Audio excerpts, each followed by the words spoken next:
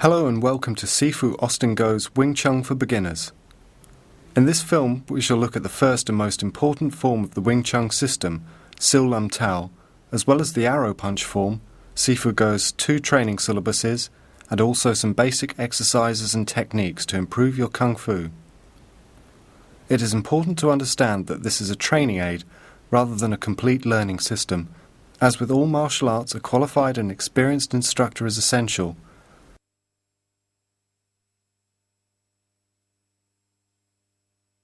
As with all forms of physical exercise, it is very important to prepare your body by stretching and warming up your muscles prior to training.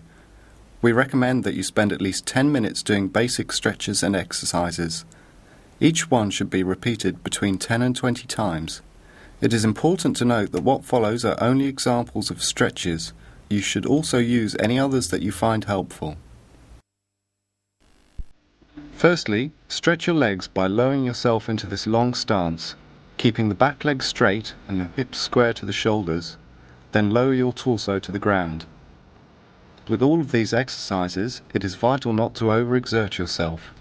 When you feel the stretch, you have gone far enough down. Repeat this on the other side.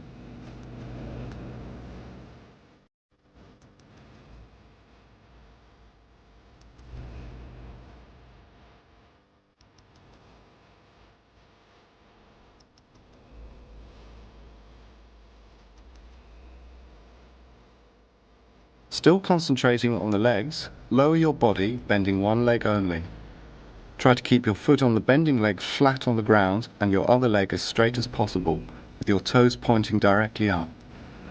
When switching sides, keep your body as close to the floor as possible.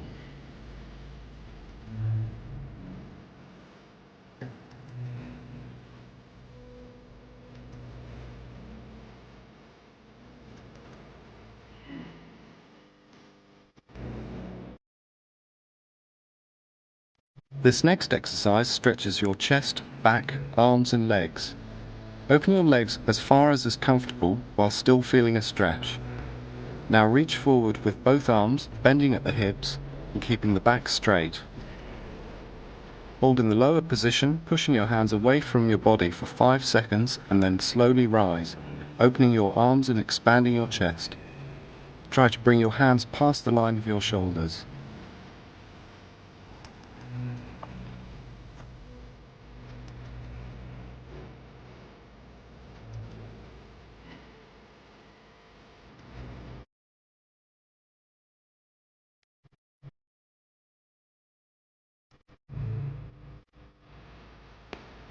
This stretch is similar to the last one, only instead of stretching forward, continue down past 90 degrees, still keeping the back straight, and reach behind your ankles. Hold for 3 seconds and slowly rise, opening your arms as before.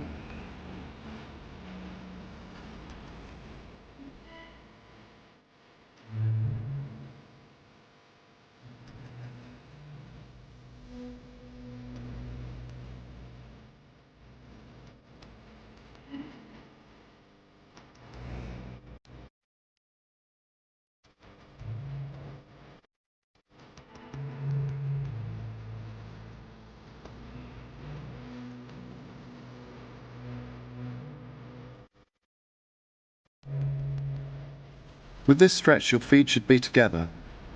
Keep your back as straight as possible. Try to touch your face to your legs without bending them. Again, hold for 3 seconds and then slowly rise, this time reaching as high as you can with your palms facing the sky. When in this upright position, try to elongate your entire body. As mentioned earlier, all of these stretches should be repeated at least 10 times each, and you should add any stretches of your own to the workout.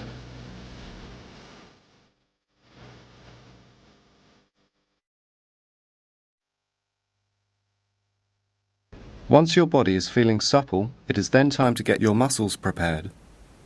What follows are some basic exercises, but as before, if you have any of your own, for instance using weights, you should incorporate them into your warm-up.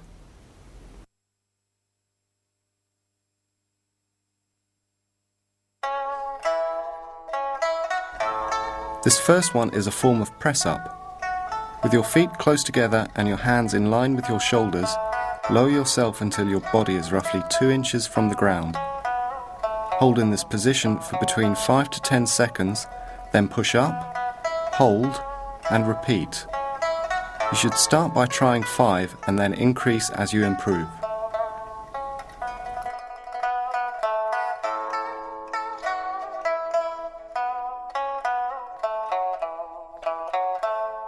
This is a form of sit-up and can be done with a partner or by putting your feet under something sturdy. The aim of this exercise is to never relax your stomach muscles. You will see these students never fully lie down and never sit right up. As with the press-ups, you should hold the sit-up in the down position for 5 to 10 seconds. Start by trying between 20 to 50 repetitions and increase as you improve.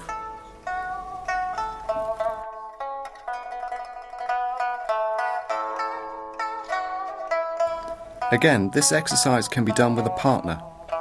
The partner should apply a gentle to medium pressure to your shoulders while you squat as low as possible, keeping your feet flat on the ground. In between each squat, execute a front push kick, alternating the leg that you kick with. You should aim to repeat this at least 25 times.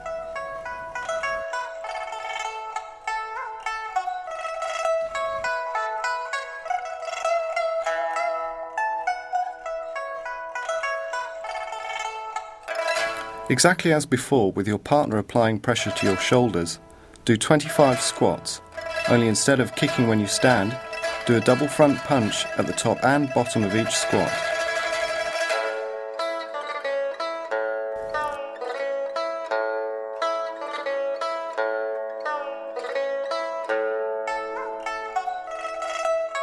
If you are training alone, this should be done with the extended leg bent at the knees and simply hopping on the spot, while continuously executing straight front punches. You should try to do 50 hops per leg to start, and then increase as you feel ready. If training with a partner, he or she should hold your raised legs straight and move around in random directions so the hopping becomes unpredictable.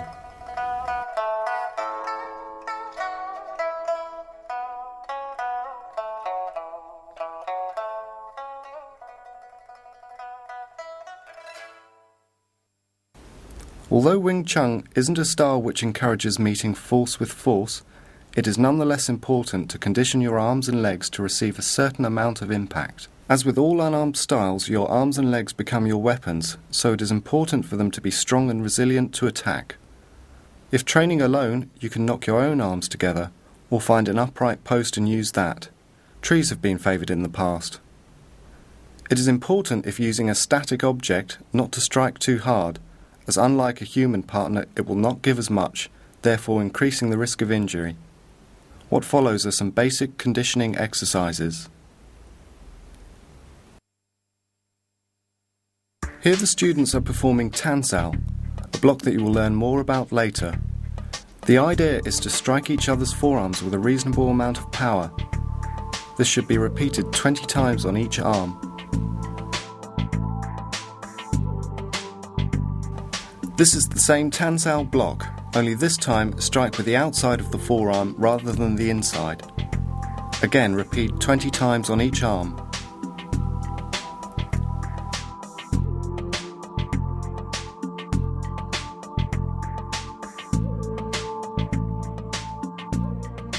Here our students combine 3 moves. Try to keep your shoulders square and your elbow as central as possible. This should be done 10 times on each arm.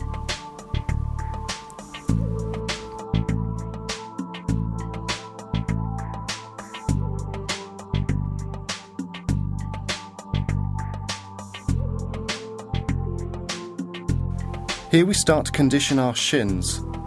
Keeping one foot firmly rooted to the ground, knock your leg against your partner's, first on the inside, then on the outside, and then back on the inside. Change legs and repeat 25 times. This exercise not only conditions the lower leg, but also improves balance, movement, and strength within the legs.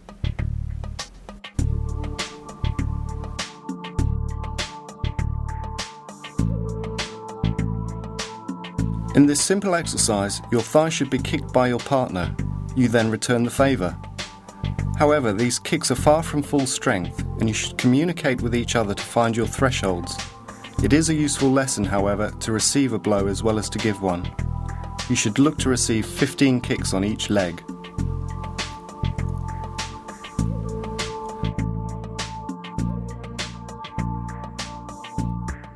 This exercise conditions both legs and forearms. Take it in turns to execute a slap kick aimed at the waist of your partner, who should in turn block it with his or her forearm. Repeat 20 times on each leg. Again, learn each other's pain thresholds to avoid unnecessary injuries.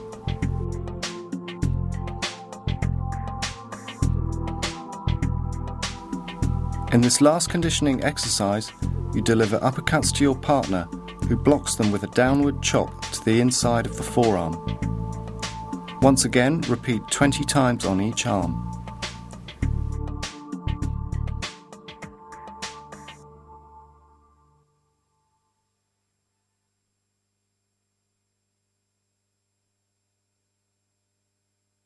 Before moving on to Sil Lum Tao, we will look at the syllabus that all first grade students must learn. This provides a basic knowledge of the fundamental movements of the Wing Chun system and is broken down into 5 sequences of moves. The opening of all these moves are the same. Stand with your feet together and your hands by your side. With your left hand open and your right hand in a fist, bring them together at chest height, roughly a hand's width from your body. Next, pull your elbows back along the sides of your torso, making a fist with your left hand, and end with your hands in line with your body at chest height. Your elbows should not be sticking out sideways. Keeping your heels together, spread your feet apart. Imagining your feet are the hands of a clock, they should read roughly 10 to 2. Now, keeping the balls of your feet still, swing your heels apart and slightly bend your knees. If you look down, your knees should be directly above your toes, with your feet pointing slightly towards each other. This is known as the goat stance. Now simultaneously extend both arms. Your right hand should move to the center of your chest, about a hand's width from your body, with the hand open and fingers pointing up. This is known as Wu Sao. Your left hand should be open and in line with the forearm. Your elbow should tuck into the center of your body and your arm should be bent to almost 90 degrees. When in the correct position, your fingertips should be in line with your chin or just below. This is known as Tanzao. From this position, close both hands into a fist and simultaneously punch with your right hand at about head height, whilst pulling your left hand back and your right arm to the Wu Sao position. As soon as your hands find this position, you should repeat the motion with your left hand punching and your right hand drawing back, and so on until 5 punches have been executed. Now open your hands and adopt the Tanzao Wu Sao position, only this time your right hand is the Tanzao and your left the Wu Sao. Repeat 5 more punches, leading with your left hand. Again, adopt the Tanzao Wu Sao position, noticing your left hand is in Tanzao. Repeat 5 more punches. On the 5th punch, your right hand, instead of bringing the left hand to the center of your chest, return it all the way back to your side, as in the opening stance. Drop your right arm into the Tanzao position. Then, while straightening your arm, rotate your wrist 180 degrees in an anti-clockwise direction. At the same time, turn your open hand downwards, and once your arm is straight, close your fist and pull it back to match your left side. To close the first section, jump onto your toes, bringing your heels together. As you sink onto your heels, slowly lower both hands with your palms facing the floor and fingers pointing forward. Once your arms are fully extended, your hands should be slightly away from your body. This next section opens in the same way as the last. Once in the goat stance, with your left hand in Tan Sao and your right in Wu Sao, simply rotate your whole body 90 degrees to the left, keeping your hands in the same position. Both feet should point in the direction you turn. From here, return to the goat stance. Repeat this 4 more times, that's 5 in total. Now switch your left and right hand positions and repeat 5 turns to the right. Once back in the goat stance, switch your hands again so your left hand is in front, and then throw a straight punch with your right hand. Your left hand should return to the side of your body. Once again, your right fist should become Tan Sao. Now rotate your wrist as before and close the section with a jump.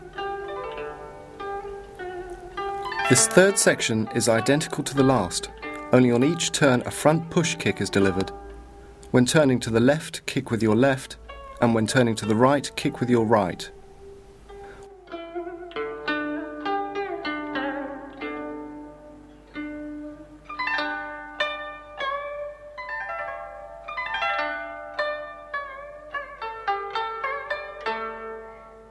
When performing the kicks, make sure your knee starts the movement, and once it reaches waist level, release the foot forward, kicking with the heel. Close this section as before.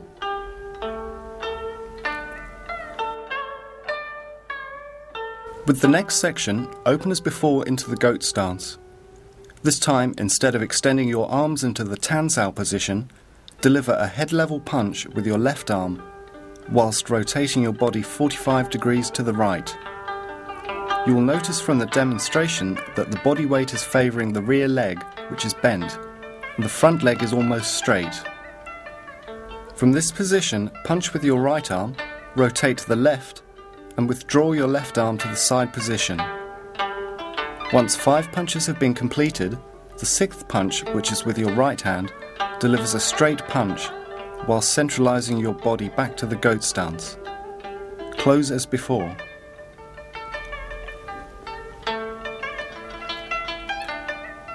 This final section in the first grade syllabus combines the front punch with stepping forward and turning. As before, open with the goat stance and extend your hands into the Tan Sao Wu Sao position, with your left hand as Tan Sao. Step forward with your left foot, and as you land, slide your right foot forward to shorten the stance. Once your feet are in position, deliver 5 rapid punches, leading with your left and ending with your right. Revert to Tan Sao Wu Sao, this time with your right hand in the Tan Sao position. Take another step as before, deliver 5 punches again, ending in the same guard position and step forward for a 3rd time. Deliver 5 more punches, ending with the right fist, then open your hands back to the guard position.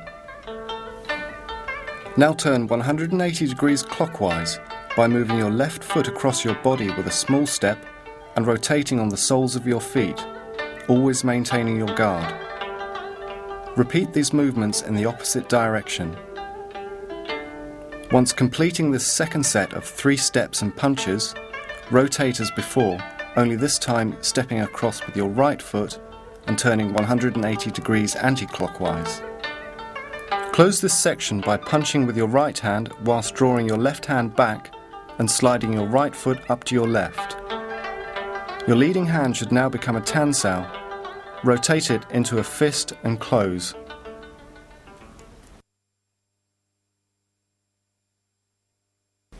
The purpose of this syllabus is to familiarise you with the most basic movements in the Wing Chun system and to give a good foundation to start learning Sil Lum Tao.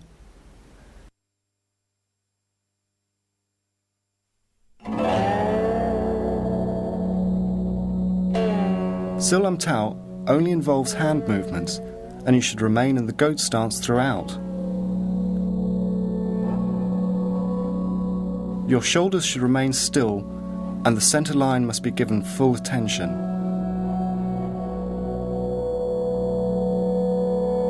When first practicing this form, the movements should be slow and relaxed, and you should concentrate on technique and positioning rather than power and speed.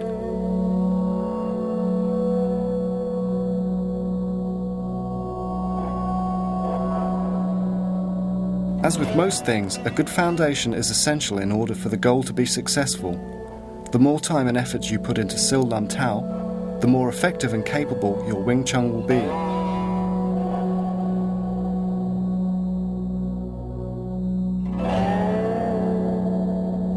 After watching the form through, we will break it down into 4 sections, and then we will look at the applications of each movement.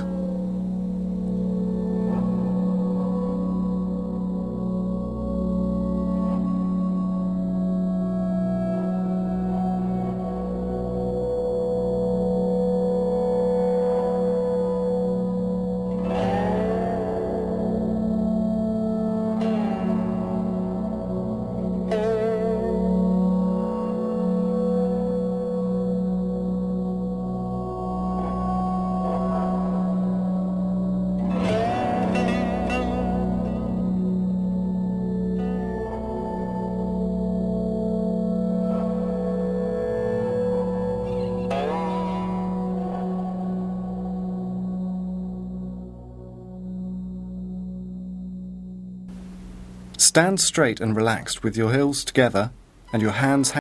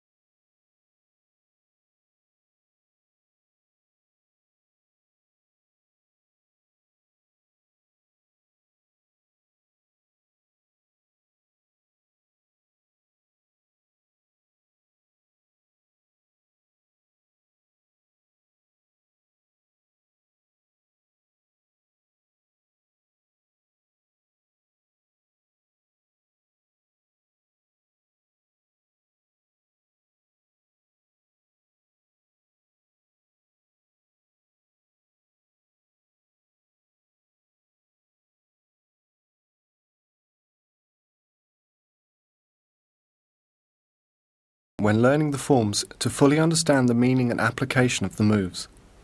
We shall now break Sil Lim Tao down into individual sections in order to see exactly how the techniques are put to use.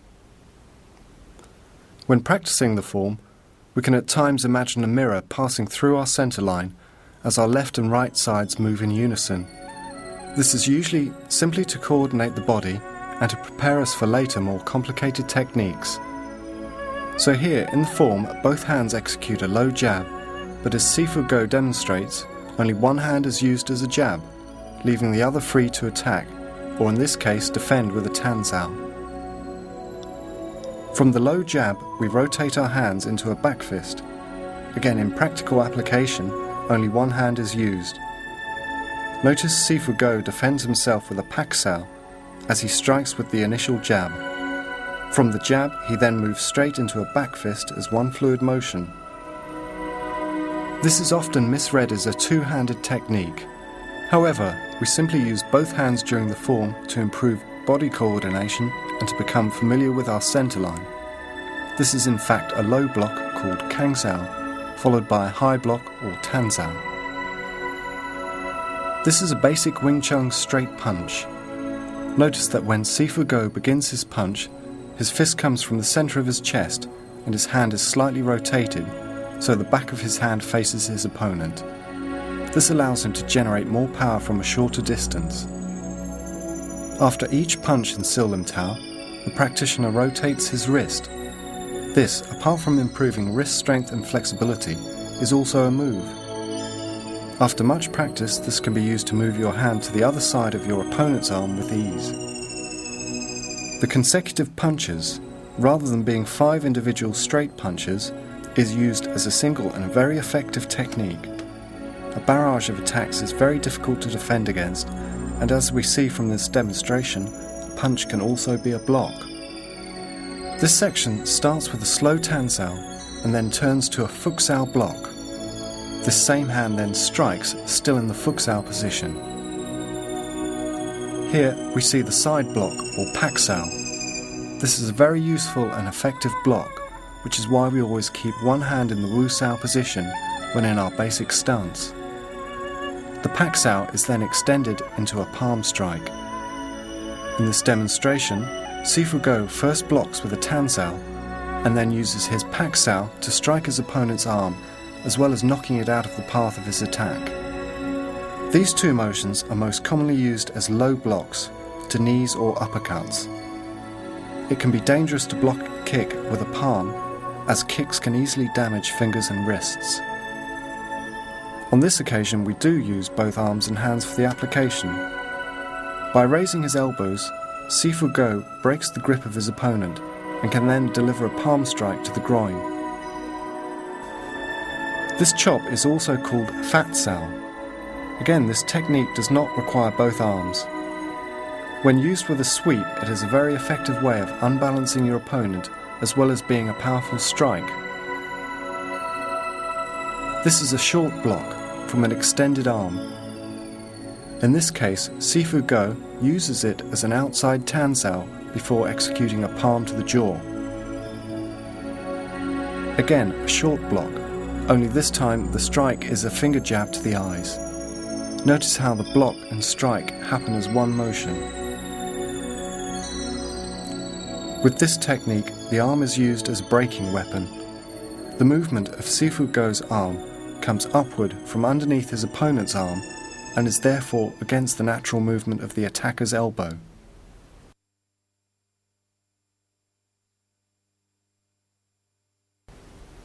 This part continues directly from where we left Sil Lim Tao, so instead of jumping your feet together, simply go straight into the first movement of this section.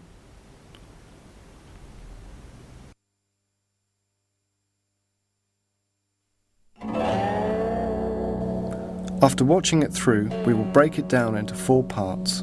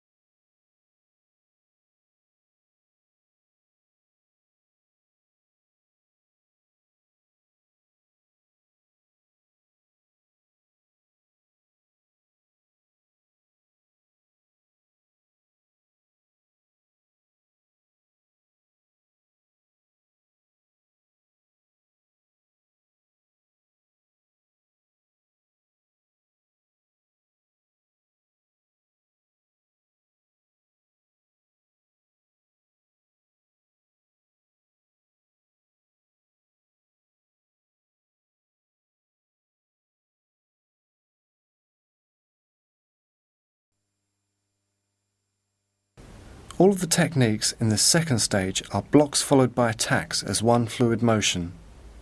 The applications in these stages are straightforward.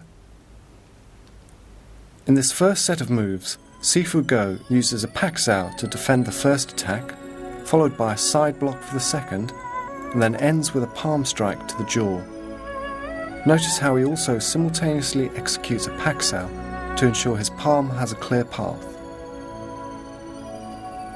Next, Sifu Go uses a chiam sao to defend against an uppercut, followed by a tan sao to defend from a second punch.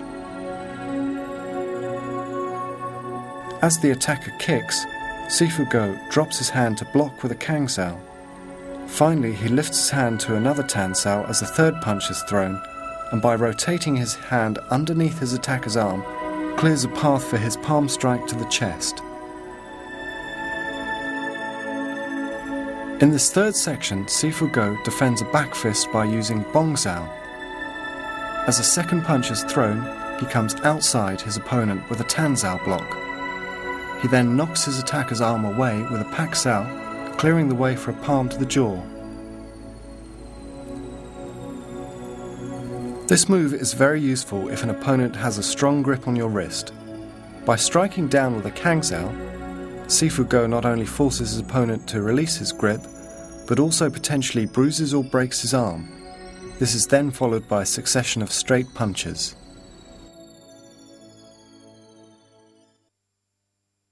This is Sifu Go's syllabus for all his second grade students. Emphasis is placed on kicks this time as well as movement. Open your stance as usual, extending your left arm to tan sao and your right to wu sao. Now, while rotating 45 degrees to your right, perform a bong sao with your left arm. Now return to the square position, reforming tan sao with your left. From here, execute a left push kick. Start the kick by raising your knee and then flick your foot forward using the momentum. You should keep your toes back so the strike point is the heel. Notice how the foot follows the center line. Once your foot is back in the goat stance, switch your hands so your right hand becomes tan sao and your left wu sao. This whole process is now repeated using your right side. Repeat a further 3 times, alternating between left and right.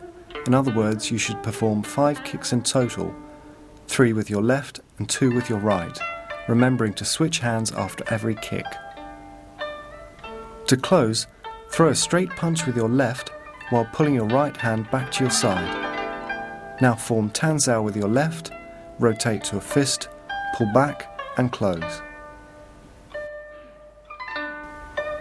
Once again, this is a set of 5 alternating between left and right. Open your stance as usual with your left hand forward. Perform a front push kick as before, and without putting your foot down, go straight into a low side kick with your left arm in a bong sao. The second kick is 45 degrees to your left. Return to the goat stance with your left hand forward. Now switch hands so your right is the tan sao. This is 1 set. Now repeat on your right side. This is the second set. Repeat 3 more times. After switching your hands from the last set, throw a straight punch with your left and close as before.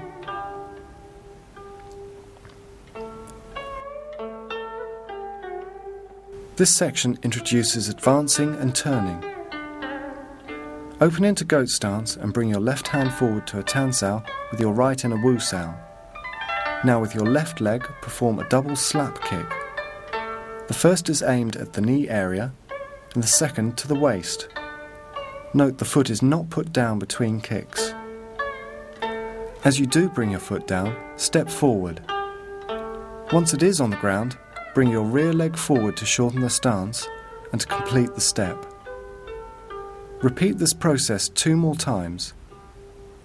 After the third double kick and step, bring your left foot across your right and pivot 180 degrees clockwise so that you're facing the opposite direction. While turning, you should switch your hands so that the right is now tan sao and your left wusao. Now that your right leg is forward, do 3 identical sets, using your right foot to kick. Turn again by stepping across to the left with your right foot and pivoting 180 degrees anti-clockwise. Your hands also switch, so once again your left hand is in tansao. Now perform a straight punch with your right hand while simultaneously pulling your left hand back to your side and bringing your right foot up to your left. Turn your right hand into a tansao, rotate to a fist and close. This 4th section is identical to the last, only instead of holding a tansao throughout, before and during the kick the leading arm becomes a bongsao. As the leg is put down, the bongsao returns to tansao, ready for the next kick.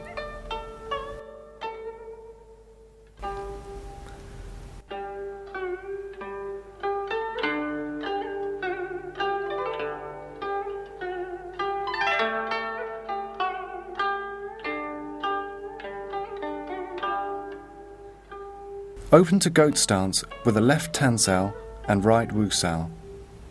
Now perform a groin kick with your left leg, and before you put your foot down, do another with your right leg. At the same time as you switch legs, also switch hands, so as you land, your right foot and your right hand are forward. If this is done correctly, you will advance a short distance. Now repeat, starting with your right leg. As you land, your left hand and left foot are forward. Repeat for a 3rd time, so that you are once again leading with your right on landing. Step to your left with your right leg and rotate 180 degrees anti-clockwise. As you turn, switch hands so you're leading with your left side.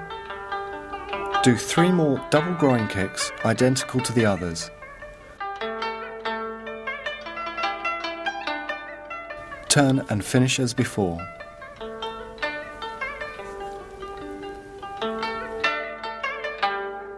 This final stage only involves advancing and punching. Open to goat stance with a left tansao and right wusao. Now step forward, leading with your left leg, at the same time as punching with your right hand. Your left fist should pull back to the center of your chest rather than your side. Now step forward again, leading with your left leg, and perform 5 rapid punches, starting and finishing with your left. Once the punches are complete, reform the tansao wusao position by opening your fists. This is 1 set. Repeat this process 2 more times. After the 3rd set, step your left leg across your right and rotate 180 degrees clockwise, remembering to switch hands as you turn. Do 3 more sets back in the opposite direction, this time stepping with your right foot and leading the punches with a single left. After each of these sets, your right hand should be in tansao. Once you've completed the final 3 sets, step your right leg across your left, turn and close as before.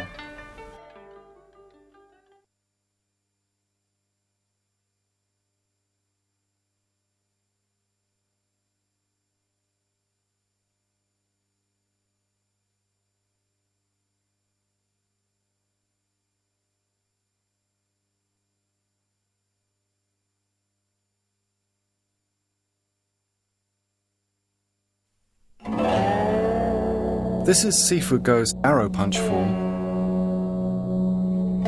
After watching the form through, we will break it down into sections.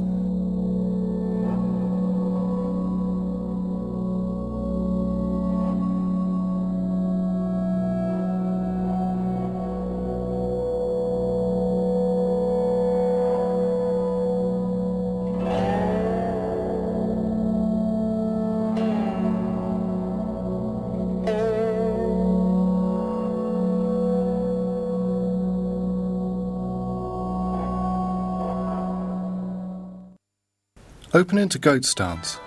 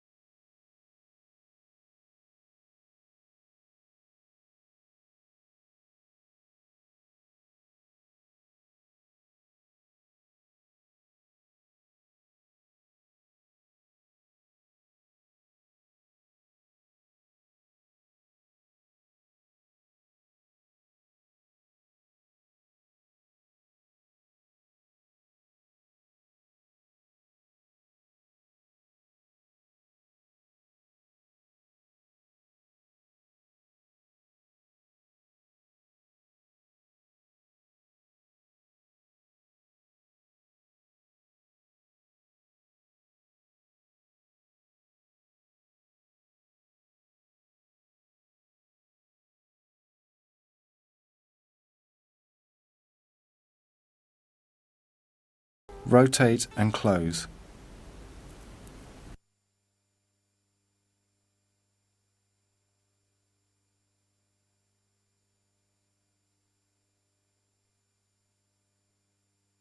In the early stages of training, full sparring is not recommended.